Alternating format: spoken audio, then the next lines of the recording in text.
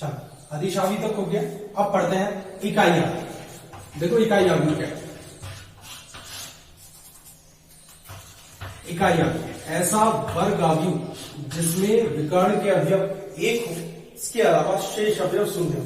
या फिर ऐसे करें, ऐसा अदिश अवयव जिसमें विकर्ण के सभी अवयव एक हो और क्या कहलाएगा फिर वो इकाई अवयव। फॉर एग्जाम्पल एक, ये क्या है इकाई अवयव। क्या हो गया ये इकाई अवयव 1 by 1 का। देखो 1 by 1, एक रो है एक कॉलम है, 1 by 1 का इकाई अवयव।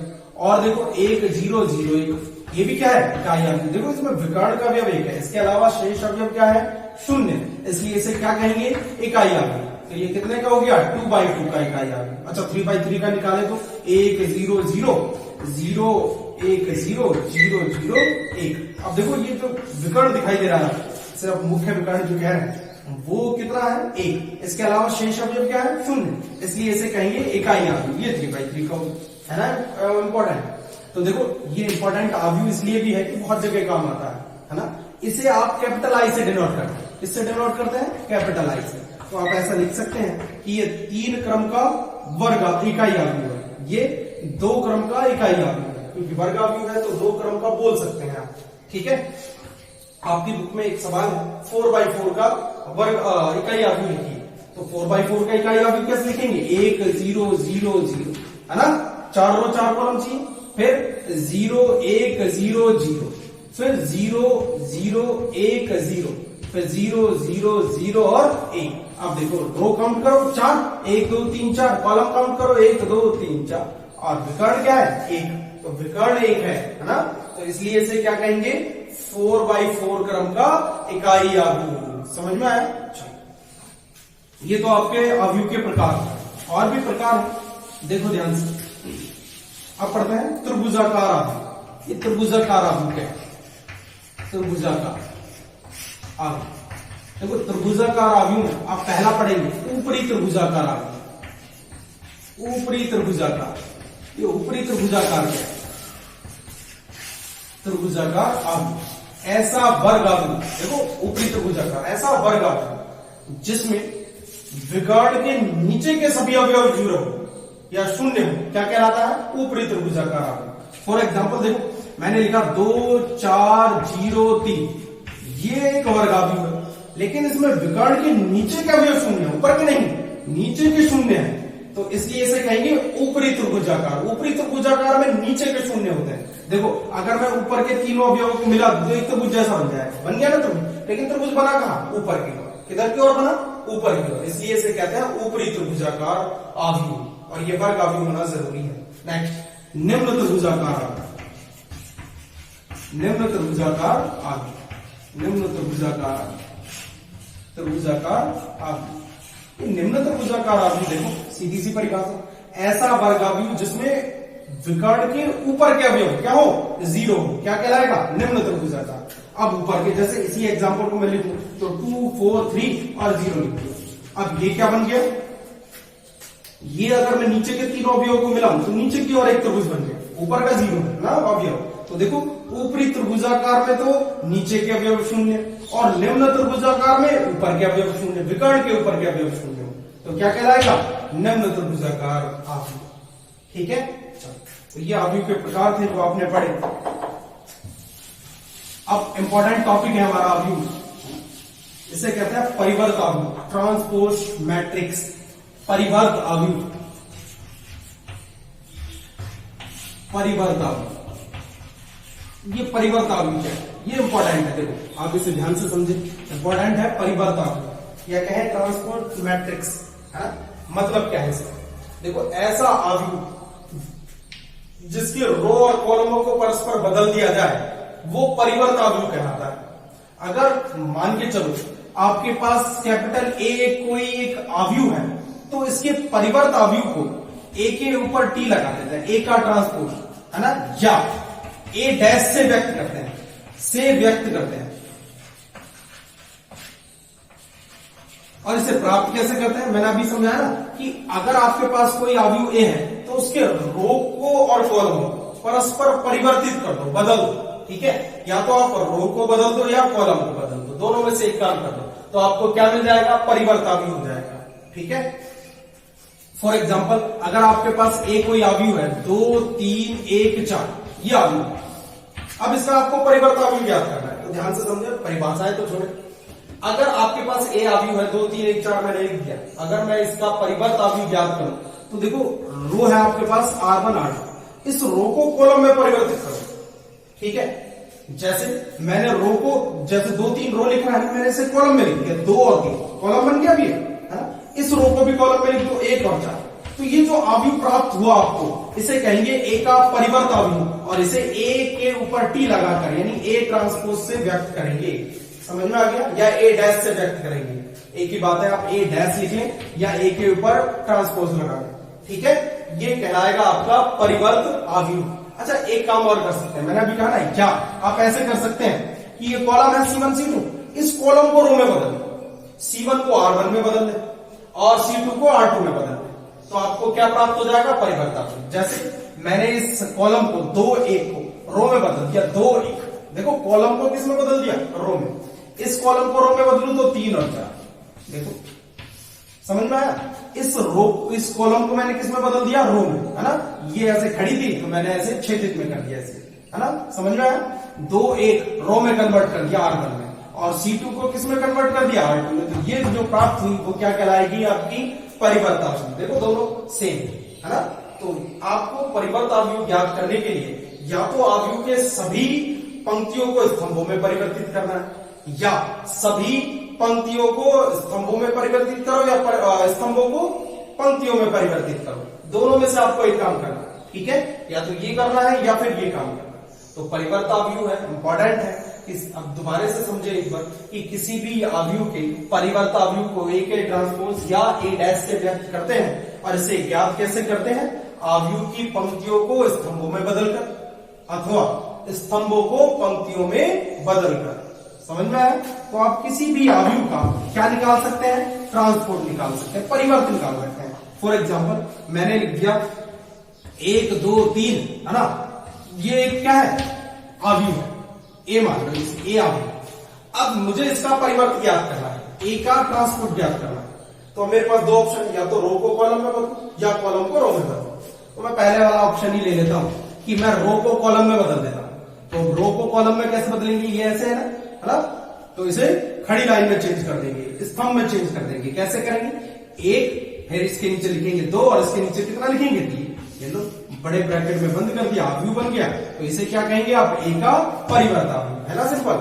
और देखो एग्जांपल, अगर मेरे पास बी कोई अवयव है 2, इसका परिवर्त अवयव निकालना।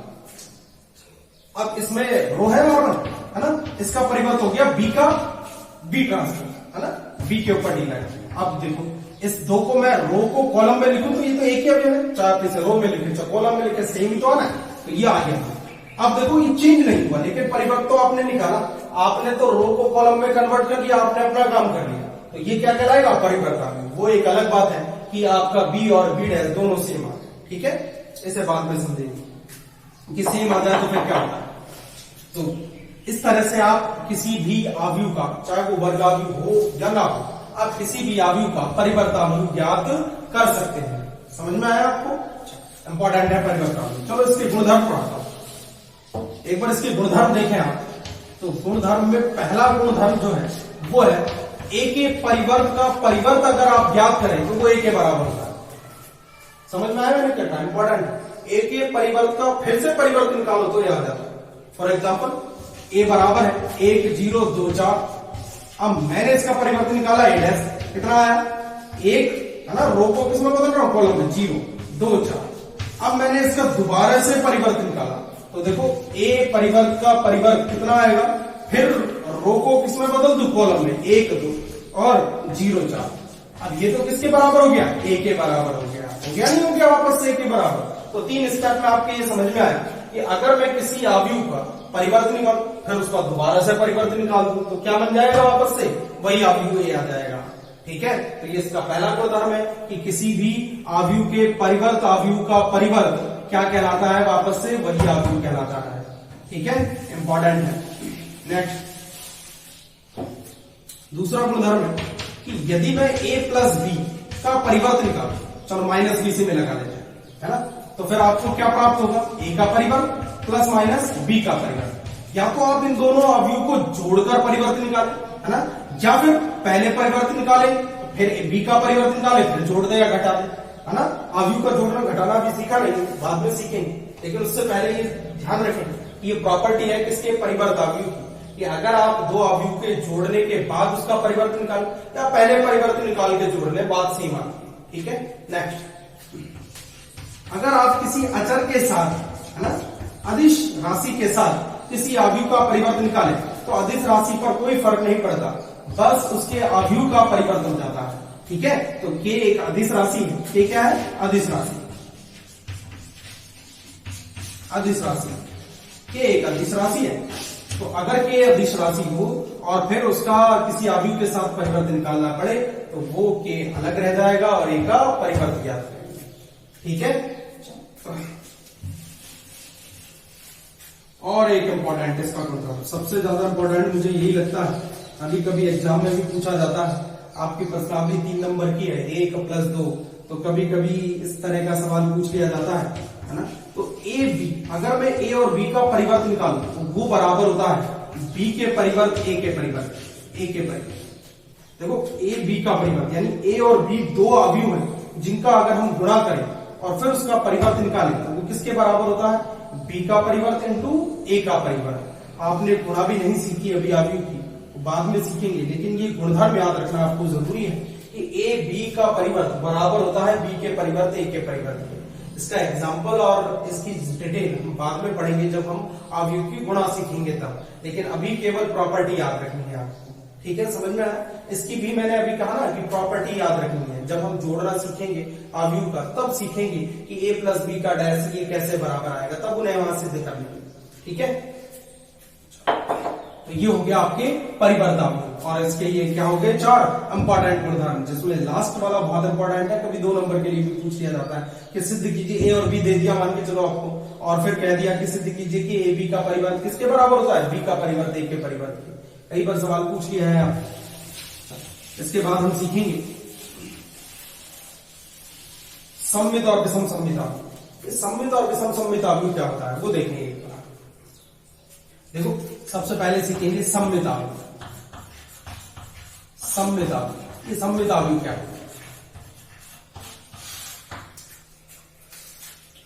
देखो सममित अवयव ऐसा वर्ग अवयव, ठीक है, वर्ग अवयव बोला है ना, ऐसा वर्ग अवयव जिसका परिवर्त उसी अवयव के बराबर हो सममित अवयव कहलाता है। फॉर एग्जाम्पल मैंने अभी कहा कि अगर ए का परिवर्त ए के बराबर ही आ जाए तो उसे सममित अवयव कहते हैं। समझ में? अगर किसी अवयव का आपने परिवर्तन निकाला और वो परिवर्तित नहीं हुआ तो उसे क्या कहेंगे, सममित अवयव। मैंने अभी कहा था ना कि ए बराबर मान के चलो 2 है और मैंने इसका परिवर्तन निकाला ए, है ना, ए डैश, वो भी कितना आया 2, तो ये तो बदला ही नहीं, तो नहीं बदला तो इसे क्या कहेंगे, सममित अवयव। क्या कहेंगे, सममित अवयव। ठीक है, समझ में आया। और भी बहुत सारे एग्जांपल है, जैसे ए बराबर मैंने लिख दिया 2 0 0 2, है ना, अब इसे बदल के देखो, ए का परिवर्तन निकाला मैंने कितना 2 0 और 0 2, क्या ये बदला, नहीं बदला, है ना। तो जब ये चेंज नहीं होता, ए का परिवर्त ए के बराबर ही आ जाए तो उसे आप सममित अवयव कहते हैं। क्या कहते हैं, सममित अवयव। नेक्स्ट है विषम सममित अवयव। दूसरा है विषम सममित अवयव। विषम सममित, अब नाम से ही पता चलता है, सममित तो एक जैसे होते हैं ना, विषम सममित में एक जैसे नहीं होंगे। विषम सममित अवयव, विषम सममित अवयव वो वर्ग अवयव जिसमें उसका परिवर्त ऋणात्मक के बराबर हो, यानी ए का परिवर्त -a के बराबर हो, क्या कहलाता है, विषम सममित अवयव कहलाता है।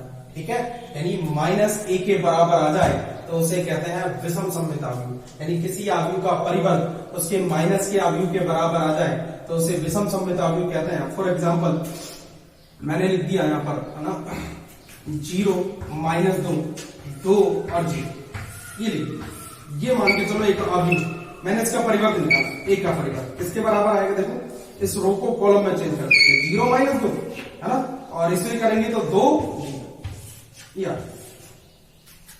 अब अगर आप ध्यान से देखें तो 0 2 -2 0 और ए क्या है 0 -2, तो अगर मैं इसे माइनस से गुणा कर दूं, पूरे अवयव को माइनस से गुणा करूं तो देखो कैसे आएगा, ए का परिवर्तन प्राप्त हो जाएगा, माइनस से गुणा कर देता है। ठीक है, माइनस से गुणा करेंगे तो 0 माइनस 2 और फिर क्या आएगा 2 और 0। या ऐसे कहें कि आपने माइनस कॉमन निकाल लिया है, माइनस से गुणा करेंगे, है ना, तो जब या तो दोनों तरफ आप माइनस से गुणा करेंगे, तो जब दोनों तरफ माइनस से गुणा करेंगे तो इसे ऐसे लिखिए, चलो माइनस के ए का परिवर्त बराबर ही दोनों तरफ माइनस से गुणा करेंगे तो इसके प्रत्येक अवयव में गुणा होगा। जब आप किसी भी संख्या के अवयव में गुणा करते हैं तो उस अवयव की प्रत्येक अवयव में गुणा होगा, तो 0 पर माइनस लगाने का कोई फर्क नहीं पड़ता। अब अगर मैं इसे ध्यान से देखूं तो ये किसके बराबर हुआ, माइनस का ए डैश बराबर हो गया ए के, ये तो ए आ गया तो, या फिर इसे ऐसे लिख दो, या ए का परिवर्त बराबर माइनस, दोबारा माइनस से गुणा कर लो तो एक ही बात, है, तो ये माइनस तो दोनों तरफ में से कहीं भी आ सकता है। कहने का मतलब है विषम सममिता ऐसा अवयव, है ना, जिसका परिवर्त माइनस के बराबर हो, है ना, माइनस अवयव के बराबर हो, तो क्या कहलाएगा वो विषम सममित अवयव। अगर मैंने ए का परिवर्त निकाला वो माइनस के बराबर आ गया तो उसे कहेंगे विषम सममित अवयव। अच्छा, विषम सममित अवयव में एक चीज नोटिस करने वाली बात यह है कि विषम सममित अवयव जो विकर्ण के अवयव है वो शून्य हो। क्या होता है विकर्ण के अवयव? शून्य। और जो विकर्ण के अवयव नहीं है उनमें देखो ए आई जे, है ना, जैसे ये प्राप्त हुआ आपको A12, है ना, तो ये बराबर होगा माइनस के A21। देखो माइनस ये ए था, ये क्या है A12 और ये क्या है A21, तो दोनों का चिन्ह बदल के मिलेगा आपको, तो वो अवयव क्या कहलाएगा? विषम सममित अवयव कहलाएगा। अब ये वर्ग अवयव होने जरूरी है, ठीक है। तो विषम सममित अवयव में आप ये बात दो चीजें याद रखेंगे, नंबर 1 विकर्ण 0 होगा, नंबर 2 ए आई जे ऐसे लिखिएगा, ए आई जे बराबर होना चाहिए माइनस के ए जे आई, ये होना चाहिए, ठीक है, उल्टे होने चाहिए और ऋणात्मक चिन्ह का प्रयोग होना चाहिए, है ना, जैसे ये ऐसा आप कोई सा भी एग्जाम्पल बना सकते हैं। अब बात करें इसकी प्रॉपर्टी की, तो इंपॉर्टेंट प्रॉपर्टी है वो आप ध्यान से देखें क्या है। एक बार इस पे भी सवाल पूछ लेते हैं। देखो थ्योरम है, इंपॉर्टेंट है कि प्रत्येक वर्ग अवयव को सममित एवं विषम सममित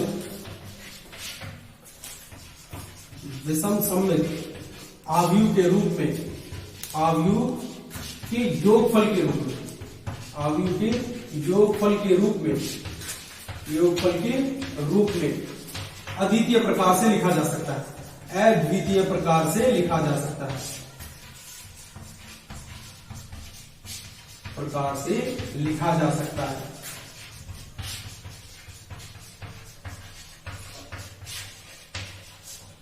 देखो बहुत सारे अवयव ऐसे होते हैं जो अभी मैंने कहा ना कि ना तो सममित है ना विषम सममित है, लेकिन आप उस प्रत्येक अवयव को, वर्ग अवयव को सममित और विषम सममित अवयव के योगफल के रूप में व्यक्त कर सकते हैं। किसके रूप में व्यक्त कर सकते हैं? योगफल के रूप में। कैसे?